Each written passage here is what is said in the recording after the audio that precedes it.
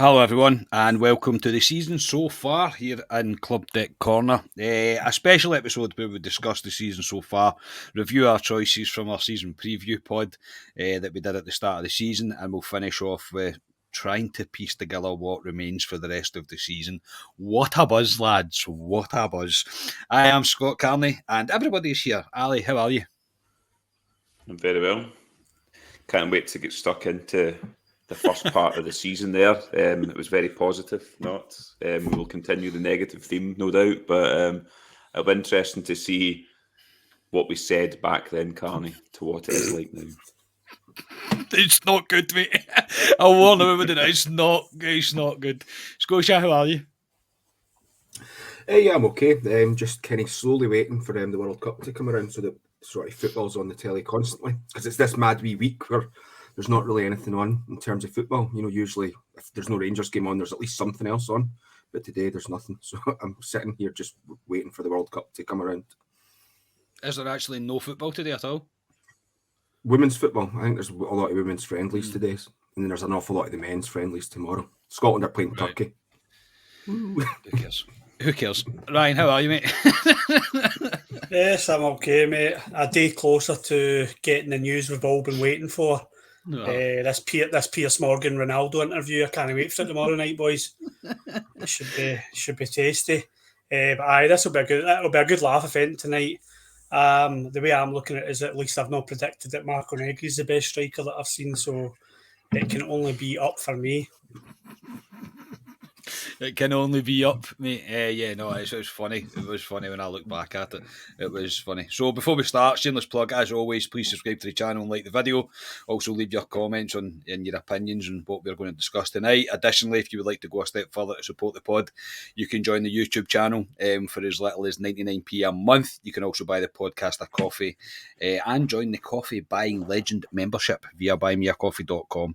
All the links for that are in the description for the pod. Also, stick around to the end of the show and you'll hear details about the podcast for British Heart Foundation that is coming up on Friday. A bit of a marathon podcast, and certainly with the amount of guests that we've managed to secure, it is certainly going to be that, and I can't wait for it. So wait till the end and you'll hear more details about that.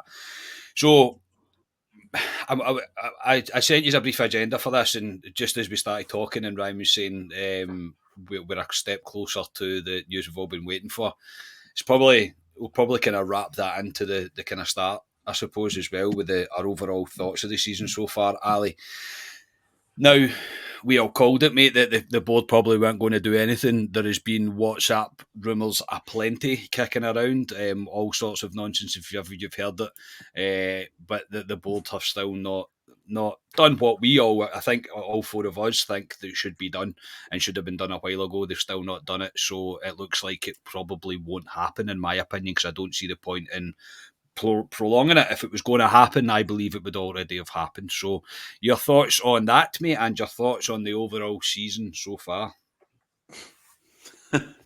Where does it start? I don't want to go. What a question. I probably shouldn't go to you first, actually. That's quite a yeah, I'll probably cover positive everything. now, Ali. Positive. I'll try and be positive here, Ryan. In terms of Gio, I agree with you. If he was going, I think he'd be gone by now.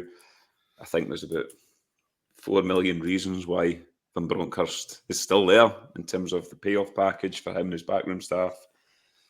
We've said it for weeks and weeks and weeks. He should have gone. It's not just on him. It's on the board, big still. It's on the players majorly. But unfortunately, we're going to be stuck with Van Bronckhorst until we kick off against. I think it's Hibs at Ibrox is the first game back on that Thursday night. So he's going to be in a dugout. Whether we'll have many players back, I don't know.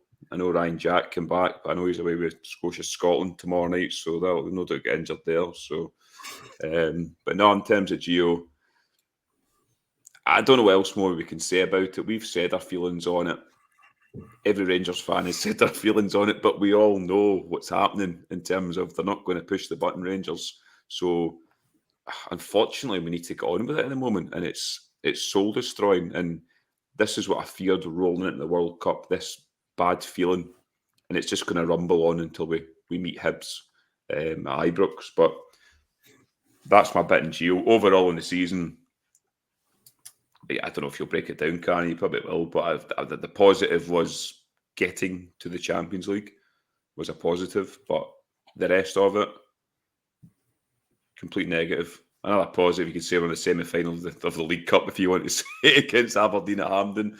But in terms of the league, shambles for me, absolute shambles. You can break it down in terms of the games we've lost and drawn, etc.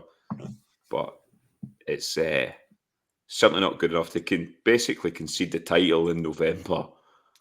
That's no good enough for me. So, in one word, and I'll try and keep it positive for Ryan, shambles.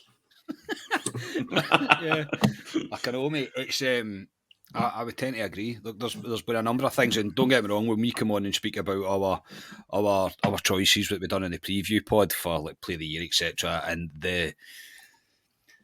but you're always positive at the start of a season, right? No matter what, you're always upbeat because you're looking forward to the real football getting back, and you're kind of on a high. You've seen some of the new players, you kind of like what you're seeing. But really, honestly, from the first Old Firm game of the season, we've had slight moments of positivity in terms of a few performances that you could kind of say that was good, but there's just been no consistency at all. Yes, obviously we'll come on to injuries after this. We'll speak about injuries, but there's not been enough. There just hasn't been enough, and it's not enough to try and kind of hang your hat on. So yeah, I love doing positive pods, man. It's my favourite thing in the world. Scotia, your thoughts as well. Obviously, the board have not made an announcement, and obviously your thoughts on the overall season so far. Are you in the same boat as me and Ali though, in terms of Gio, that if it was going to happen, it would have happened by now?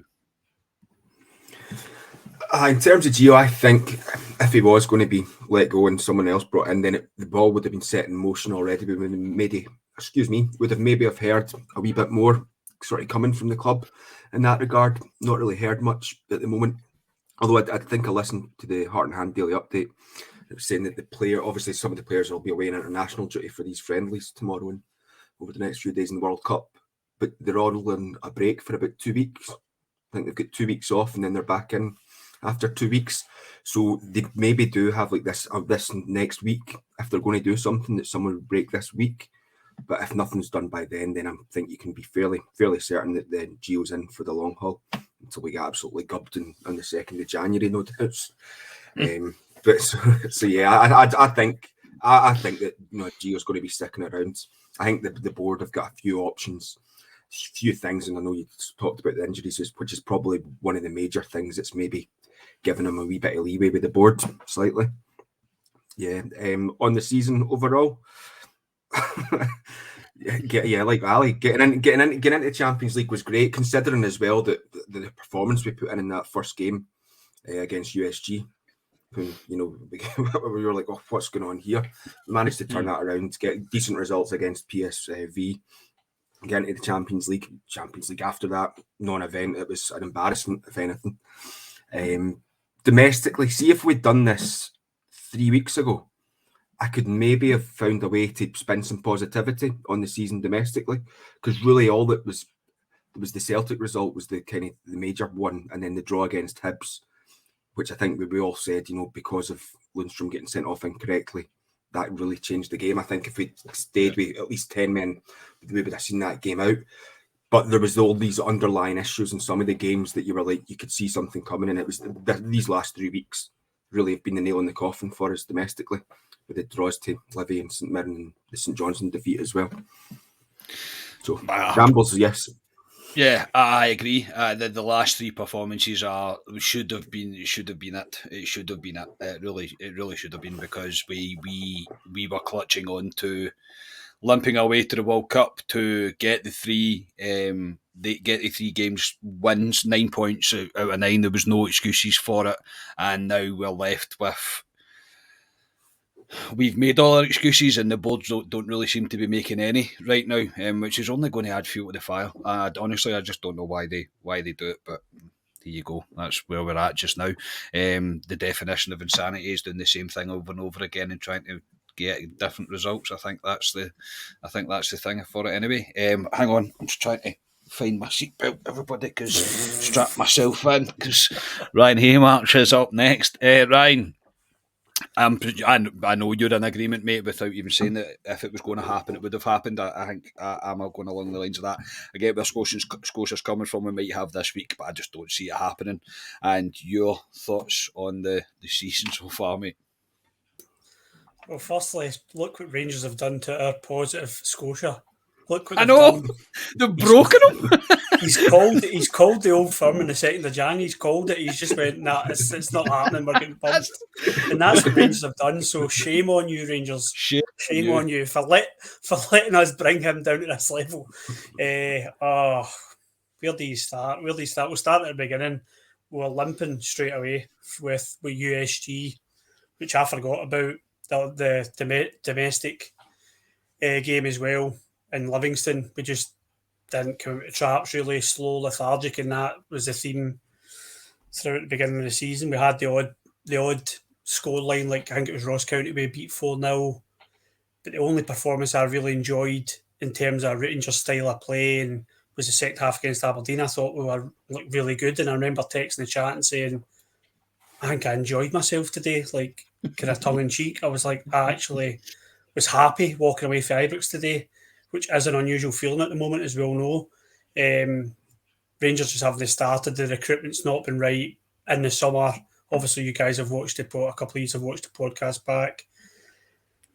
I was kind of took tolerance and sanity. Hopefully, the board come through and they spend the money. I was a bit shocked that we didn't spend the money after we qualified against PSV. I still feel that's the wrong decision. I don't care what I hear at this AGM. My views are, as I said to you in the pub on Saturday, that we've got a balance wrong. We've got, I think the playing squad has taken a hit in terms of recruitment opposed to, and they've probably focused on paying investors back and off the field investment as well. And I think Rangers' priority should always be the current playing squad and improving that and keeping the standards up. And we've faced the ultimate price for it because, yeah, the title's gone for me. It's gone, and that kills me to say it. To say it in November is ridiculous, but it does kill me to say it. But the most frustrating thing, guys, is we all knew this was coming. Like Scotia said, they could maybe put a positive spin on it 3 weeks ago.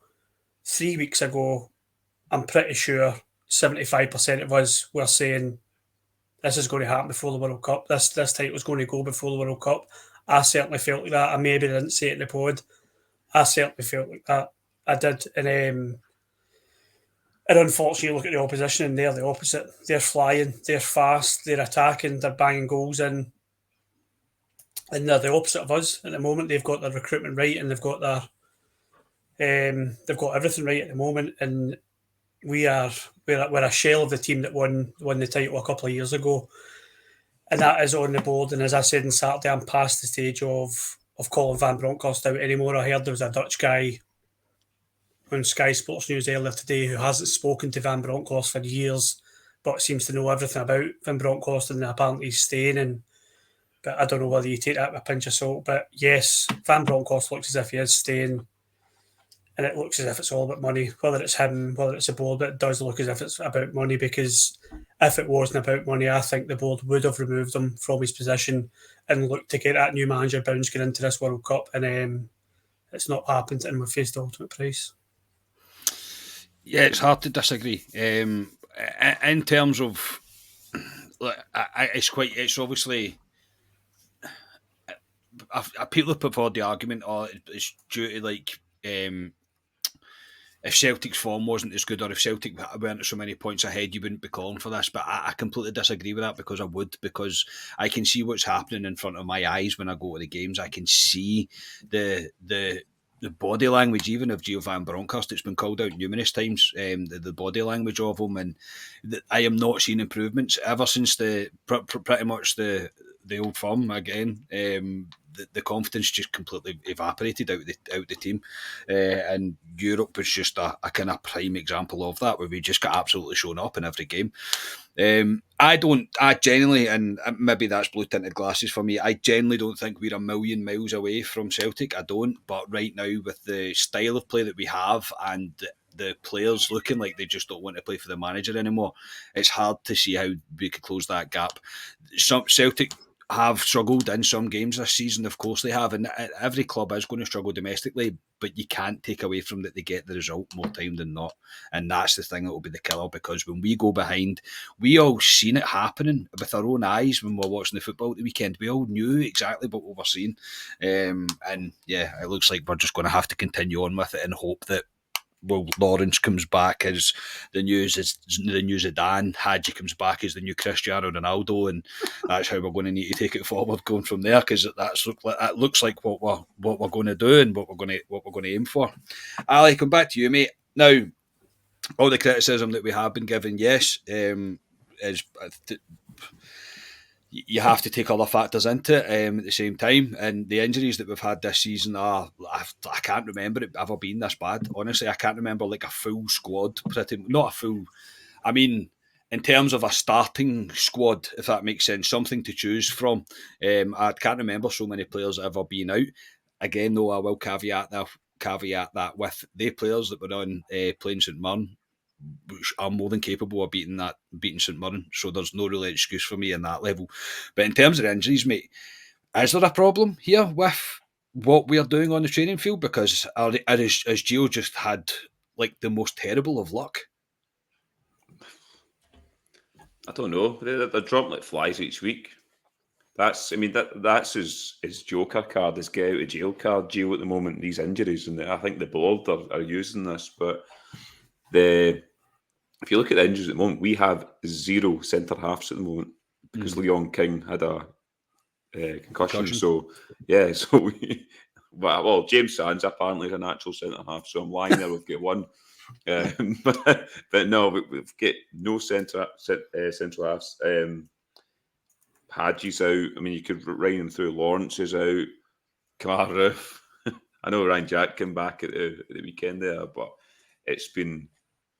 Yeah, I don't remember a run of injuries like this. I mean, the backline's been completely taken out. Ryan's Turkish Delight, Yilmaz, another one taken out. We're back to the old guard of your Arfields, Davis. We'll say Ryan Jack came back there, but we're going back to these players at McGregor. And some of the new players we've brought in just aren't up to it. But the injuries... Is it something that's happening in the training ground? I don't know. Because we don't see what happens in the training ground, so it's hard to pinpoint it, but it is a hell of a lot of injuries. But there's nothing we can do about it. We've got enough decent players in the park to be beating St Mirren at a weekend, Livingston at Ibrox. We should have more than enough. These teams would take our first 11 over their first 11, no doubt. Maybe not Matondo, but they would take them. So we should be beating these teams regardless of how many injuries we've got. So I just think it's a get out of jail card at the moment for Gio and the board at the moment. But it's what it is. There's nothing we can do about it. We just need to motor on and hopefully get some of them back. Yeah, Scotia, I think as well. All the injuries have been really different, and obviously there's complicated ones within that. You've got Souters, that was a deep lying issue. Kamara Roof, whose legs are made of glass. I presume they're made of glass anyway. Obviously Highlanders was a real bad one. Hadji's was a real bad one. And everything's different, so it's hard to really pinpoint it. But again, I still end up at the same conclusion that we should still be able to beat the majority of SPFL teams with a pretty depleted squad. Yeah, we should, but the problem we've had with injuries, the defence has been a big, massive concern for me. As soon as Goldson got injured, that was a worry, because it meant, to me in my mind, when that happened, it meant that Tav was never really going to be dropped, because and although Tav's not officially been injured this season, everyone's kind of looked at Tav and went, there's something not quite right there in terms of he must be carrying something a wee bit. But because Goldson's out and his Souters out and Hellander's out, he can't afford to not play Tav, and Tav could probably do a few games out, and that could be similar. You could put that as well, sort of further up the park when Lawrence goes out injured. You're really relying on Tillman. Obviously, Lowry was out injured at that period as well. So you're asking Tillman, who's a young lad, which I think sometimes gets overlooked, to do all this work, and then you're relying on him, you're relying on your likes of Arfield and stuff. They're just not up to the task of playing week in, week out. So I think the injuries, where we've got the injuries, have hit us in key areas that we've maybe looked at and thought, no, we'll be fine if these injuries didn't happen, we'd be okay. But they've all happened, and it's been asking to rely on either really young players or players that are probably getting towards the very end or maybe past playing for Rangers stage of their career where they are. I went on to Transfer Market today and just had a look at through the injury kind of list that they had on there.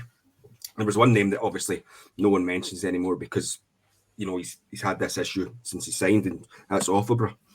That he's sort of sitting in our injury list as well. That's 480. Well, this is according to Transfer Market, 487 days he's been out injured, missed 95 matches.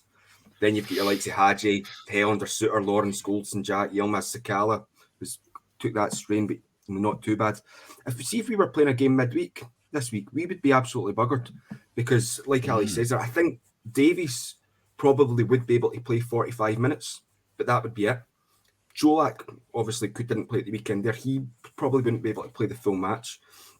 Kamara get pulled up with a leg issues, pulled out of the international squad this week. So it's happening all the time. And it gets me wondering back to what Arfield mentioned all that time back ago about, we're doing lots of ball work.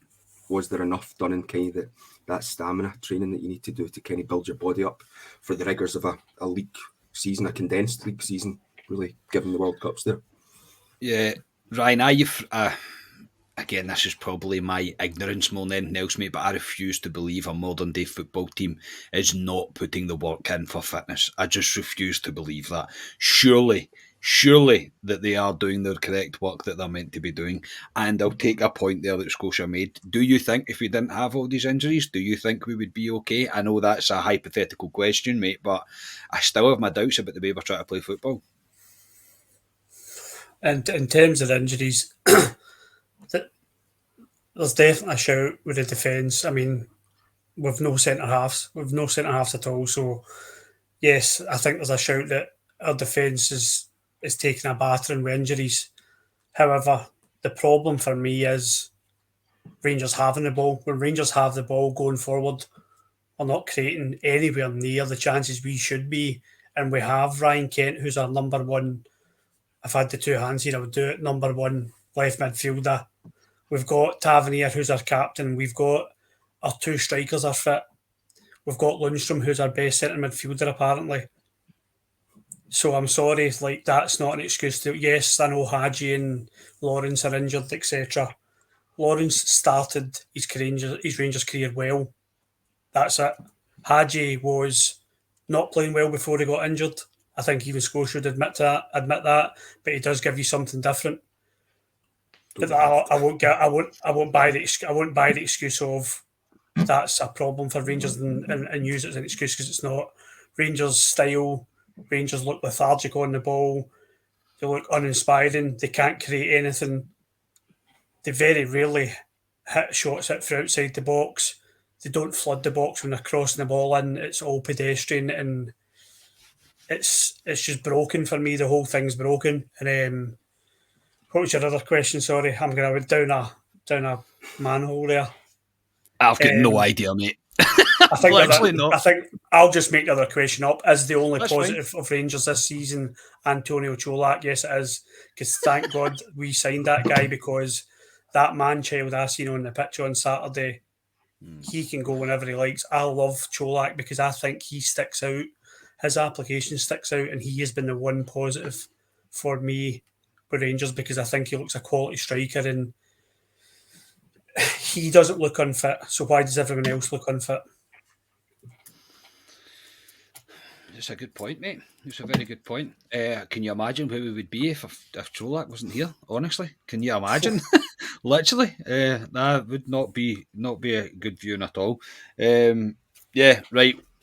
If you've survived that 24 minutes, 25 minutes of pure, absolute positivity in your life, we're about to have a wee bit of a laugh, which will please us. So, the start of the season, we done a preview pod. It was a return of Club Deck Corner after the summer break, and we did a preview where we picked who we thought a player of the year was going to be, who we thought the top goal scorer was going to be, and who the unsung hero or the surprise package of the year was going to be. I'm not going to lie, lads, when I watched this back, honestly, the difference in the whole tone of the podcast is like night and day, literally night and day. Another thing I meant to bring up, see, when we were getting slated for being too negative and all that from certain people, I've not done an apology or anything because I don't see much positivity coming from any of the comments. So just saying.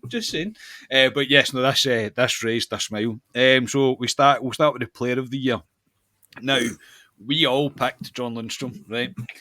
I changed slightly, and because everybody, as soon as I think Ali went first and he picked Lundstrom, and the faces of Scotia and Ryan, we all kind of looked at each other and realised that we'd all picked Lundstrom. So I actually changed mine and went to Tom Lawrence. Now, I mean, he's not played enough to even know. However, what Ryan said, I'll say is correct, that he's had a good start to his Rangers career, but that's it, because we've not had enough time to really see him over a long period of time. But what I will say is we've missed him, but I think he would miss me in that team right now, to be completely honest. But yeah, I do think we've missed him. I don't think we've missed him. Ali, John Lundstrom, mate, I'll come round to all you boy for this. We all picked him, mate. I know, I'm sorry. We all, we all, honestly, if Johnny's go back, I can't remember what date it was on, but go back and watch it because the difference is just unbelievable in our tone. But we did all pick him, mate. And to be fair, we probably were right to it. He finished last season on an absolute high, but he's got previous for this. This happened to him at Sheffield United. Yeah, he was. He probably was our best player at the tail end of last season, especially the Europa Cup run. But that's why I picked him, because I thought he would kick on this season. But he's been dragged down by the rest of them. I think Lundstrom has been pretty awful this season, to be honest. He's. But then again, who do you give pass marks for? There's probably only one guy you give pass marks for at the moment. But in terms of Lundstrom this season, he's been poor. Yeah, I picked Lundstrom because I honestly did think he would kick on, because he had that six months at the beginning of his Rangers career when we were all ready to ship him back down to England. The turn of the year, he started to play, and then, like I say, the European run, he was exceptional, and that's why we all thought he would just bring into this season. But he's not. He's been brought down by the rest of the players round about him. So yeah, I'm trying. There's not much more I can say in that. When I picked him, I hold my hands up and go, I got it wrong, along with probably the rest of the ones I picked. Yeah, the rest of your ones aren't great either, mate, to be fair. We all fall into the same category at one point as well. Scotia, we were just talking about fitness and all that. I sometimes I do agree with Ali in terms of he maybe has been dragged down, and I do think he thinks that he has to do every job himself sometimes because nobody else is really doing anything round about him. There is no doubt his form has been pretty shocking, and the fitness thing as well. He's looked so tired in games, and early on in games as well. It's not been a good start to the season for him. No, I mean, Ali says there that he's been dragged down. And there's some occasions I look at Lundstrom and think he's dragging players down round about him the way he seems to be playing. So I think you're being pretty generous to him there. For periods, I get where you're coming from in some occasions, Ali. That can be the case. But you mentioned that 6-month period at the start of his Rangers career.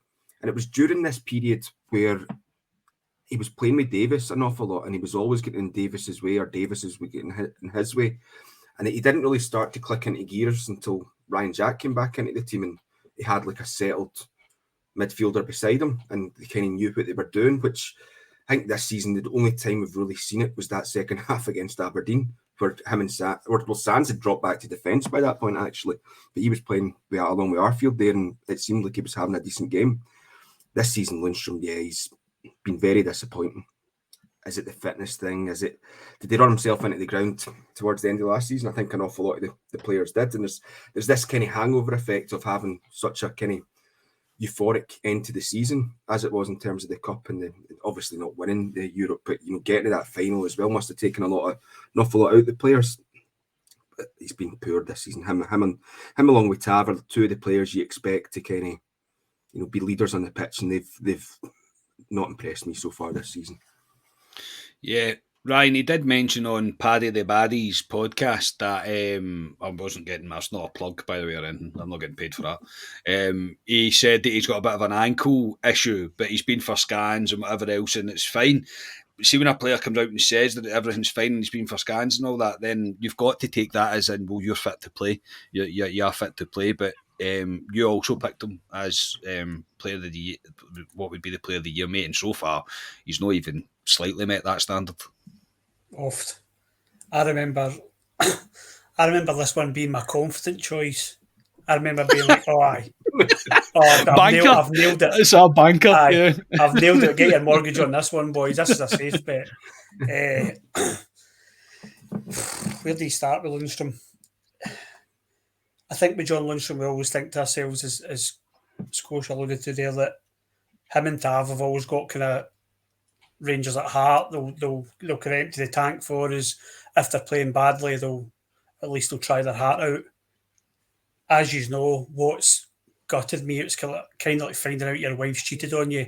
Well, ex-wife for me, but it's kind of like finding your girlfriend or that's cheated on you, because see, when Lundstrom gave that ball up at St Johnstone, he's the last player I would have said that would have done it. He gave up. There was no injury. He just gave up on the ball. And that, for me, was his Borna Barisic moment. That was his moment where I can't see any way back for Lundstrom for me, because if you've given up, then you're at the wrong club. You need to fight for this jersey. It's simple as that. That's all the successes in our history. Fight for that jersey, and he has been so disappointing. I think he's got worse as the season's gone on, Carney. I think he started quite poorly, but he was getting through, and just. I think it was Scotia that first highlighted it. Why is nobody calling Lundstrom out? And I was like, God, I've been thinking that for weeks, but not wanted to say it. And he was playing really poorly, and he's just got worse game by game. And whether it's fitness or whether it is a hangover from last season, I don't know. And I'll be honest, I'm not really interested. Just get your game on, get it on, or if you need a rest, speak to the manager and say, listen, I think you need to drop me for a couple of games because it's not happening for me. I'm not playing myself out of this bad form. So I think he needs to have a bit of reflection time to himself over the next, 5-6 weeks we've got this World Cup, and come back refreshed and honest with the manager. If it is Van Bronckhorst, be honest with him and say where he's at with his game, because I think he is a detriment to that Rangers team at the moment. I don't think he is bringing anything to the table, and I can't believe I'm saying that, because I was excited to see Lundstrom this season, and it's just not happened for him. But I hope he proves me wrong, and I hope he fights back and turns it round. But he's a huge concern of mine. I get that, mate. I do get that. I think as well, what doesn't help is the current state of the team and where we are sitting domestically, that all the credit that they have, it just empties, it just completely disappears because of what we're witnessing. And sometimes I feel maybe that's us, but our kind of old kind of school traditions of being a Rangers fan, being brought up a Rangers fan, but I'll never ever be any different, and I never want the values of my club to change. I never want that to be any different than what it should be. We should be given more than the team that we're playing every single time, and if we come out and we've gave everything and we get beat, then as Rangers fans, we all accept that. Genuinely, we do. Even in old firms, you'll accept it. You might be raging about it at the time, but the following day, you'll reflect on it. You'll go, God, that was a hell of a game or whatever. We were just unlucky. But when you're just seeing players just look like they're disinterested, it's the most frustrating thing to watch. It really is. It really is. It doesn't half bring you down, and it says it all. When we were all the last game, we all went to Ibrox together. Every one of us was like, do you want to stay in the pub? Like, do you want to just like stay in the pub instead of going? And you should never be like that. Do you know what I mean? You should never ever be like that. Top goal scorer. Ali, me and you picked Alfredo Morelos. I said he's what did I say? He's going to have the season of his life. He's going to come back in the best shape he's ever been in, and he's going to blow Scottish football away this season. You said he's the main man. We were wrong, mate. Yes, very wrong. They still got the second half of the season, or more than the second half of the season, to come back. Stranger things have happened, but Morelos, we all had a wee. I actually said to Scotia, oh God, probably 4 or 5 weeks ago, I said, Scotia, you're probably in my shout with Cholak, by the way.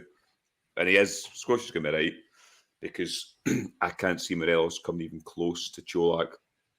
I can even see Rangers punting Morelos in January if some club come in for him. I think they should, for the record. Yes, I think they should. Yeah. I think they should as well. I know we've discussed Morelos. I thought his performance at the weekend was an embarrassment. He just looked like a boy that didn't want to be there. He looked like he's given up, and what a sad way to potentially leave Rangers from what he was. I mean, he was the main man, let's be honest about it. He was the main man for years with Rangers. And this season, he's just gone downhill dramatically. And for a guy that wants to move on somewhere else and better his career and go to a bigger league, I don't know who would touch him now. I really don't, because what's he shown? He's shown absolutely nothing at the moment. And me and Ryan have discussions with Morelos quite a lot, and I was done with him weeks and months ago. Done with him. He's let us down too many times. That the weekend for me, he was the only guy that we could play up front. Gio knew it. He knew it, and he just looked like he didn't want to be in the park. And he gave us nothing, Morelos. So yes, I said he would be the top goal scorer, but he won't be. And I'm the same as you. If we could get rid of him in January, I'd get rid of him. If somebody come in with if somebody come in with something like a loan offer in January to take him, even to get him off the wage book. Well, he's obviously he's a free in the summer, but even a loan just to get him off the books and get his wage off the books if possible, I would, because I don't even know what his value is in January. I don't think he's worth anything at the moment, to be honest. But very disappointed in Morelos. I was disappointed that he put his Christmas tree up early as well. I like Christmas too, but you don't put that up early either. But no, and it'll be a shame, especially all the balloon shops around Scotland, Carney, as well, because he's kept them afloat. Sorry about the pun there, but he's kept them afloat. So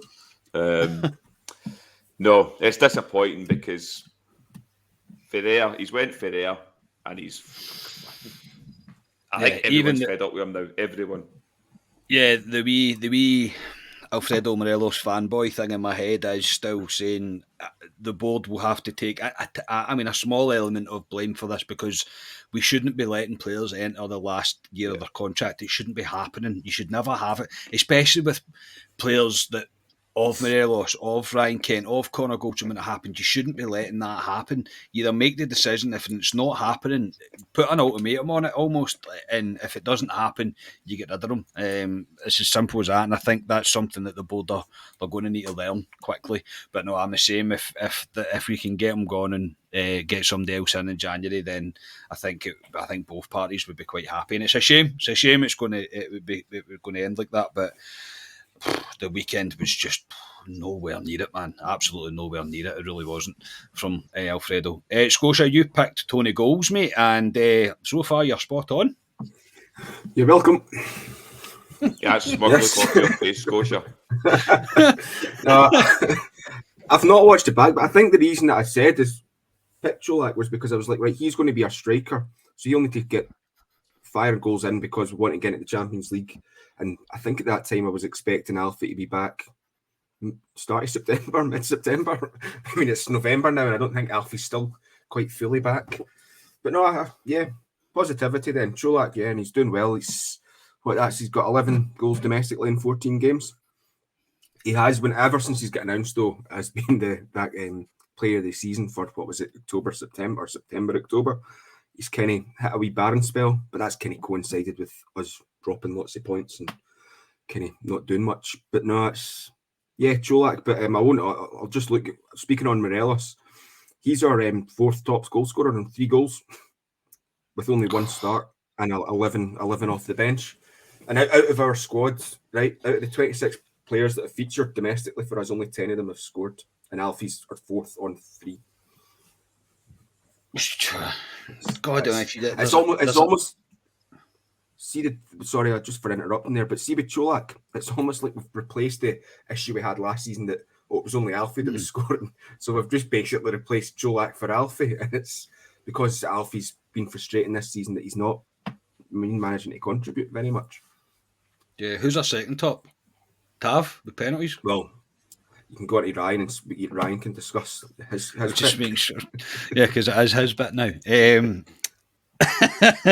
Ryan, you were James Tavernier, mate, and your reasons behind that to be a top goal scorer was VAR was coming in, we're going to get more penalties than ever, and you also said that he will benefit from having a right winger like Matondo in front of him. Over to you, mate. Double down, boys. Matondo come good. Aye, so never take drugs, kids. That's what nah, listen, I genuinely, what I was doing with Tav and my thinking behind this was, as you know, I can be very much a part of the FFS Tav team. There's no doubt about it. He frustrates the life out of me. And at the moment, I am very much done with him. He can't turn that around. Yeah, he's done it before. Shoved up me, I don't know how many times.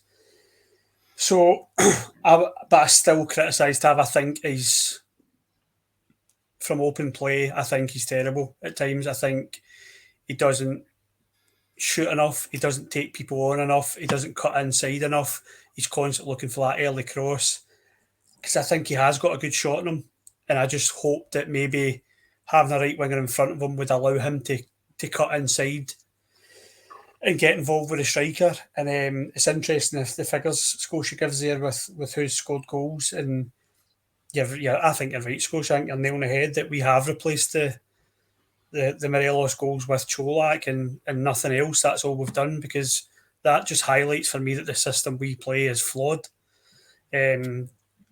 Again, I'll get it in the comments list. You look across the city, and their guys up front, whether it's whoever, I don't want to name them, but they're all goal scorers. They're all cutting inside and scoring goals. And our guys who play either side of our striker don't. And that's a big difference for us going forward. But in terms of Tavernier, I still think he'll get a few extra goals this season from penalties, but going forward, no, he's not going to be top goal scorer. It's going to be Antonio Cholak for Rangers. I don't see that changing unless he gets a bad injury. Touch wood, he does not. Yeah, I agree. I do agree with that. The unsung hero now, surprise package. Scotia, I'll let you go on this because you and Ali were the same. You picked Glenn Kamara. So, Scotia, over to you. Can we call it the surprise package rather than the unsung hero? Because I think surprise package. There's we've got a wee bit of shout there because it has been a surprise how he's not featured at all really. Given that Gio used to play him all the time last season, obviously I don't know if a few injuries have maybe kept him out, but it's not really features. Anytime he has, he's just frustrating where he's getting played. I think, was it the game at the weekend there? Had the ball, edge of the box, has the chance to shoot, but he won't shoot because it's Kamara. Can have the chance to kind of play it a bit further forward. And he's similar to like how Ryan goes on about Barisic. Kamara can be very bad at times for playing this really safe ball just out to the side or just back the way a wee bit, and it ends up meaning that someone's going to cross it in. Kamara's been worse than useless for us this season so far. I can't really think of. Did he play well in one of the European games? Was PSV at home? Did they have a decent game there? Not the European games in the Champions League, the ones for the qualifiers. I think he maybe had a decent game in there. Maybe. But that's all that I can really think with Kamara. Obviously, he's picked up this injury. It doesn't look as if it's going to be too long. Kamara's in contract, for another 2 seasons, I think? 2 seasons, yeah. 26, yeah. So, we've still got him and he's still a potential sellable asset, but right now, the way he's playing, he's gone from being 50 grand to about 16 million back down to being somewhere. I thought you were going to say 60 grand. 100 grand or 60, potentially. The way he's playing it, I'll take it. Oh, so I mean, if they both get 250 grand for him, look at the profit there is in that. But no, I obviously would go for more than that. I believe he's a much better player than that. But Ali, I'll come to you. He's just he's not really featured. And I am still of the opinion that he asked to get away. Just reading in between the lines of the stories that you've seen come out, I think he's asked to go away, and it's not happened for him. And he does cut a frustrated figure at times. Yeah, I've said it for a wee while. His two best pals in Bassey and Aribo left in the summer, and he's kind of left there on his own now. He looks like he doesn't want to be there, to be honest. He's been out for a while. He had that injury, but he's looked a shadow of the Glenn Kamara that we've seen and what he can be, because he's a good football player. Glenn Kamara is a good football player. He's good in Europe usually, but this season looks disinterested. Again at the weekend, another player that just looked like he didn't want to be there. That supposed disagreement with Gio in the tunnel, whether it happened or not, he had to actually get his lawyer to come out with a statement about that during the week. So, yeah, for me, Kamara, I think Scotia said he got 2 years left in his contract, but he's another one for me to move on January or the summertime because he doesn't want to be here. So I'd be looking to ship him out as well. So, okay, so many players left by the time I get through them all. No, honestly, mate, it's looking like that. Mine was Ryan Kent to be the unsung hero or kind of surprise package. He scored a goal, can't he? That was a surprise. Yeah, well, he has. And one assist, maybe 2 assists. But I had him to flourish with players like Tillman, Lawrence and Matondo around him. Ryan, I'll come straight on to yours, mate. I don't want to get any further into mine. You picked Connor Goldson, mate. Bit of a tough one, that, mate, because obviously there's a massive Connor Goldson-shaped hole at the back in our defence. I'm going to stick with that one. I'm going to stick with it because I anticipate he'll be back, hopefully, after the new year. So I'm going to anticipate that if things do change, I hope I'm right when I say this. You just can't see the season continuing the way it is. Something's got to change. Somehow, please. Something's got to change. And I think if Connor Goldson comes back and shows that defence up, I think we'll see what we've got in Connor Goldson, because I do think he gets a lot of unfair criticism.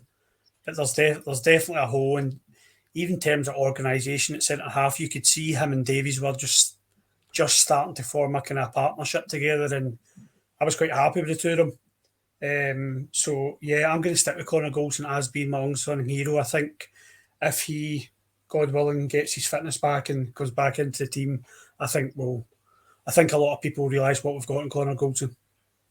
I agree. I do agree. And probably after the January window, we'll come back and we'll review our choices maybe, and we'll give us all a chance to change maybe 2 of them or something like that. I don't know. We'll think something up.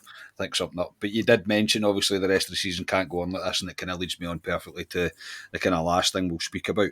I'll come back to you, Ryan, first on this. The rest of the season ahead, mate, look, we don't really know what we're going to do in terms of recruitment. It's too early really to discuss that. We'll be playing football before then. But the rest of the season ahead, mate, it doesn't look like the board they're not going to pull the trigger on Gio. So I suppose, what do you expect for the rest of the season, and how does Gio survive? I have my opinion on what he has to do to get at the end of this season, and it's a hell of a mountain I think he needs to climb.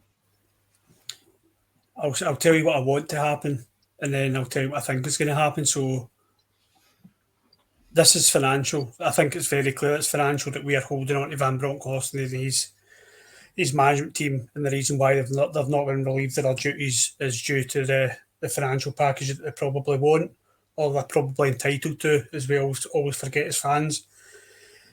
I think I want the board to raise those funds. How to do it, through investors or through the accounts, or they have to reevaluate their business plan or move a couple of players on. I don't know how to do it, but they need to do it.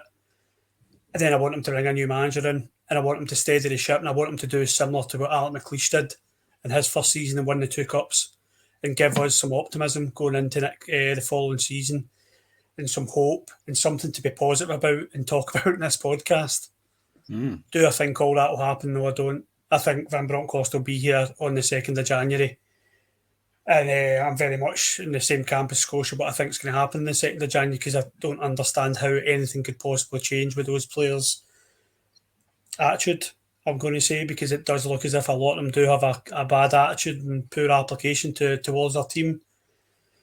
So I am not holding out much hope, and bear in mind we also play Aberdeen in the semi-final 2 weeks after that. Is it even 2 weeks, 10 days after that?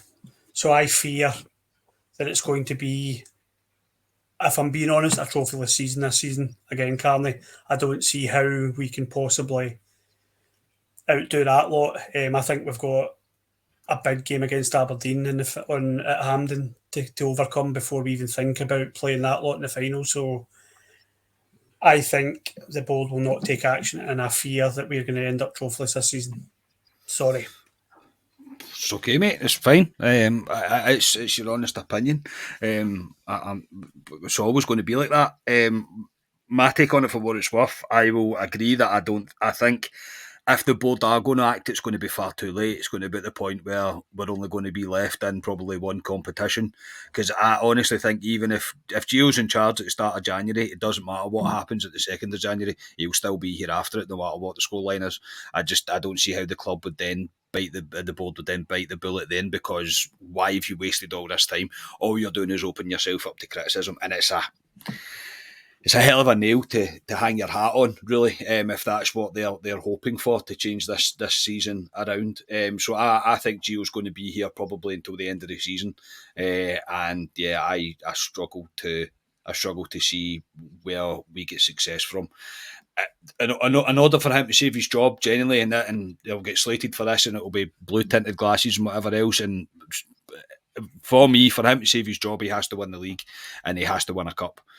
But he won't. Do you know what I mean? The league's already at the point where I think we're never going to get close to it. Celtic are going to need to implode in order for us to get close. But I feel if we get to the end of the season, it's still Gio, and we not win the league, regardless of what happens in the two cups. Generally, that's time. That's enough, because he's chucked it away twice, pretty much 2 leagues. I agree with you, mate. Sorry to jump in. It's a good point. Like, for it to change, I think it would have to take that lot to implode, as you say, and or complacency to kick in, or something pretty bad to happen to them for us to turn that round at all, because they're absolutely, like I said at the beginning of the pod, they're the opposite of us. They're flying and racking the points up and the goals up, and that confidence will only grow with them the worse we get. So yeah, I totally agree with you. Yeah, Ali, your thoughts on the rest of the season, mate, and what Gio has to do to survive? I think you need to strap yourself in for the rest of the season. It's going to be an extremely bumpy ride, but he needs to. Christ, what does he need to do? We need to look when we come back. Home to Hibs, away to Aberdeen, away to Ross County. I think we've got Motherwell at home, and then we're away to Celtic, home to Celtic, in the second. So he needs maximum points from that and close the gap to 6 points. I can't see them dropping. Like Ryan says, they're the complete opposite of us. They don't look like dropping. Even when they go goals behind, they win games. They've got. It pains me to say it, but they've got a team that know how to win games. They've got players in there that know how to win. So he needs to win every game, but I just can't see it. I can't put an argument up for it. Even if we get certain players back after the World Cup, I just can't see it. I just think we're going to limp what we've done the previous games there. It's just going to be a continuation. I agree with Scotia. I think what he said will happen in the second. I think that'll happen.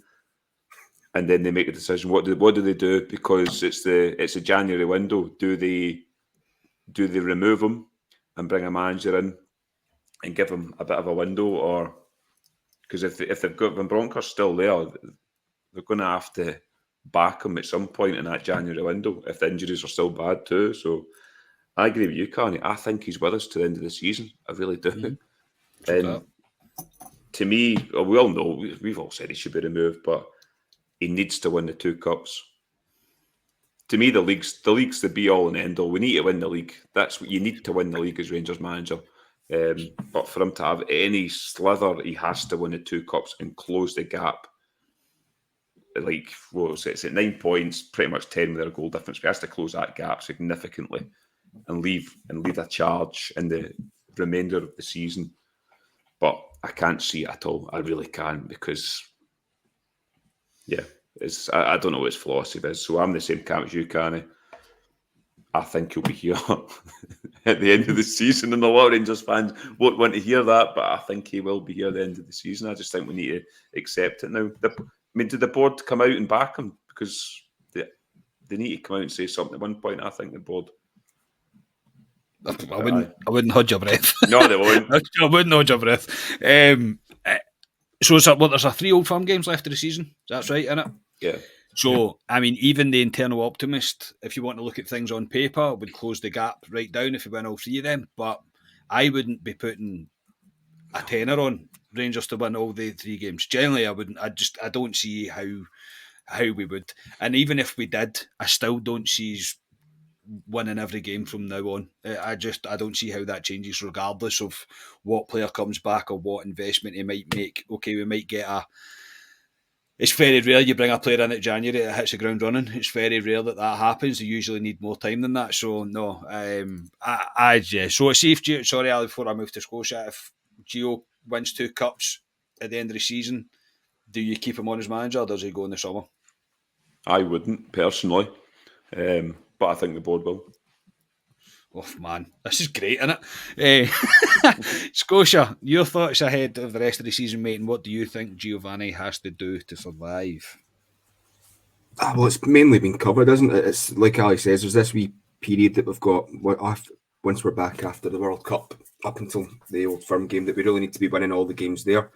But even looking further ahead of that, looking to the split, we've got 18 games, including those wee group in December, January, 18 games until the split. 8 of them are at home, which I know I said earlier that we'll probably get scudded against Celtic in the second. But looking at them, Celtic, Hibs, Motherwell, Dundee United, Kelly, Ross County, St Johnstone, St Mirren, all at home. It wouldn't surprise me if Rangers win all those games. No, he's back. He's back. We said that in the previous group of games there. We found him. But I was being a bit glib when I said the comment, and then you have got me plastering me onto this. He definitely said that. Hang on, he's going to talk. He's going to talk his way into winning this Old Firm game here. I know it.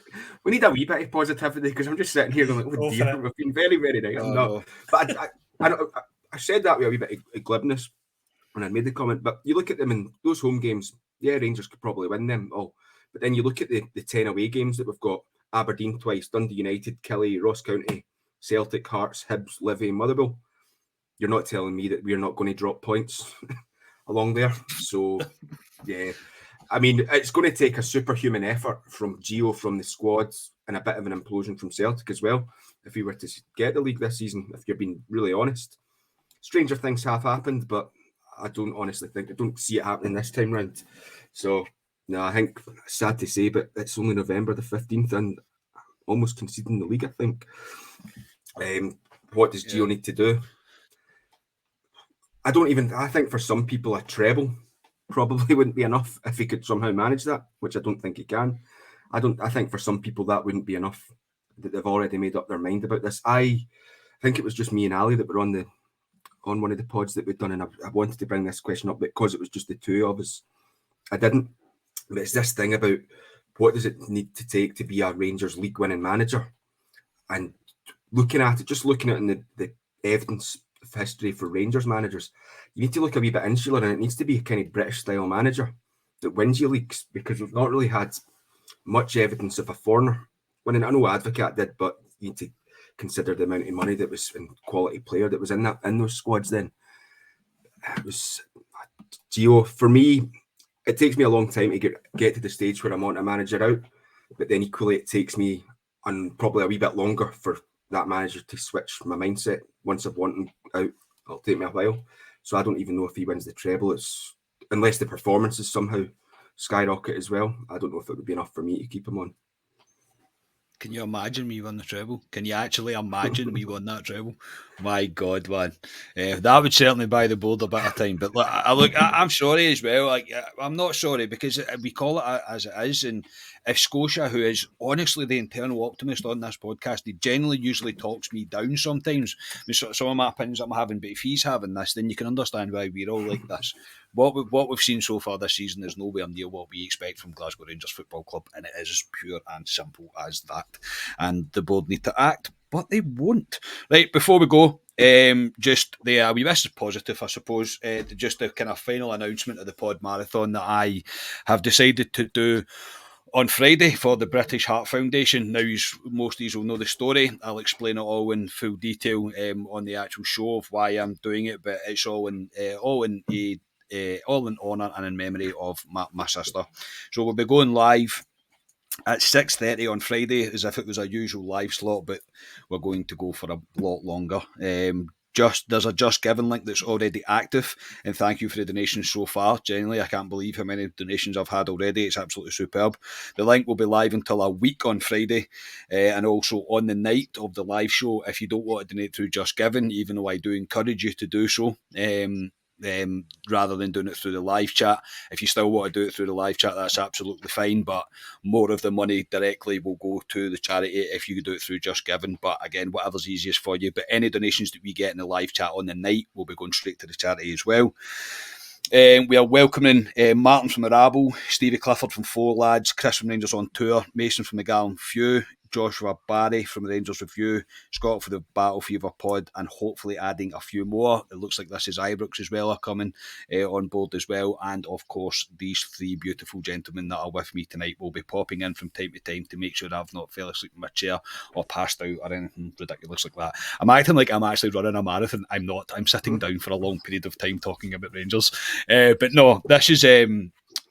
I'm really excited about this. It's kept my mind occupied, it's kept me busy, it's kept me going, and I hope if you can spare literally £1, 50p even, it doesn't have to be a lot. If you can, please help me, help us raise as much money as we can for the British Heart Foundation. That was something very close to my sister and something that's very close to me as well, so it is very personal. I get that, but I would appreciate your participation in that.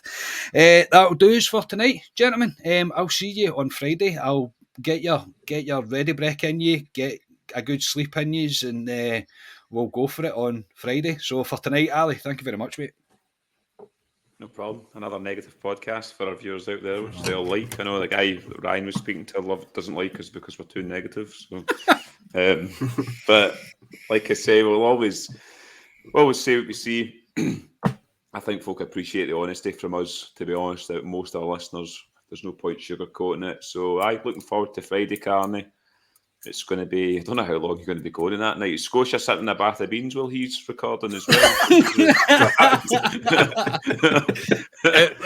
Right now, mate, it looks at least 4 hours at least, and it's probably over 5, to be honest.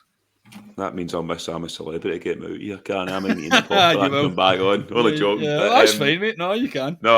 Looking forward to it. I think it's a cracking cause, obviously, and I think we'll get him. I think you'll do really well with Carney. So good luck to you, and I will be there supporting you as always.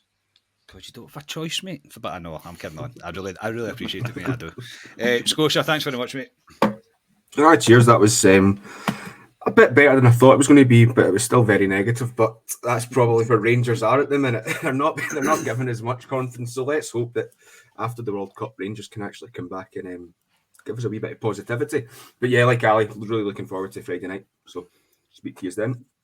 Magic. And Ryan, thank you very much, mate. I mean, next time we're going to do a positive podcast, we'll all sit with party hats not on, right, and like banners and streamers and poppers and everything, and go the full hog. Aye, let's hope that's the 2nd of January. Yes. I make no apology for the way I've criticised Rangers, because they deserve to get it now the neck, but they have been terrible and let us all down. So let's all enjoy a break and look towards something positive, because I think it's brilliant what you're doing on Friday, mate. I think your sister will be proud of you, and I think the lineup you've got is brilliant. I'm quite excited to listen to it as well. I'll be in and out on Friday. Obviously, I've got the kids, but I'll be on as much as I can, and I think everybody should tune in as much as they can, because it's a great lineup you've got. So, yeah, I'm looking forward to it, mate, and everyone I hope can donate something, anything they can afford to a great cause, mate. So, yes, looking forward to Friday. Yeah, me too. Thanks, mate. And again, I didn't even say it, but the response that I've had from other people wanting to contribute and stuff, has been superb. Generally, it's been amazing. If I could put everybody on the game like wants to help, I mean, I'm talking punters, listeners, everybody that want to come on and be able to help, I'd literally be all night, and I don't know how long I'm going to actually be able to go without. I don't know. I've never done anything like this before. It's a kind of a journey into the unknown, kind of like this season for Rangers, I suppose. Yes, but I'm looking forward to it, and thank you to the guys that have agreed to come on and participate as well. It's amazing, it really is. But I never doubt it with Rangers, the Rangers family, the extended Rangers family that we have. It's something pretty incredible to be a part of. So tune in on Friday. I will try my best to make it well worth your time tuning in. Well worth your time. So yeah, obviously thank to the lads. As always, please like the videos and subscribe to this channel, and that would be great. And wherever you listen to us, if you could drop a wee 5-star rating, that would also be appreciated. We are Club at 22, the Rangers podcast, and hopefully see you on Friday. Cheers, everybody.